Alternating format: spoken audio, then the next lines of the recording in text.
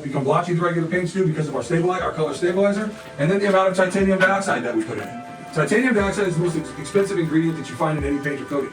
So when you walk into a paint store and you say, hey man, how come I walk down the paint store and I look down the aisle and there's a million different paints and one of them's $4 and one of them's $100? What's the difference, right? It's mostly the amount of titanium dioxide that's in it. And we put 40% more titanium dioxide in our product than you'll find in any other product on the market. That's what gives you hide, that's what gives you salt fog resistance. I don't know if you've ever been to Catalina. You ever been there? You know that big old casino dome they call it? That building that sits right there on the ocean? They put our product on that building over 20 years ago.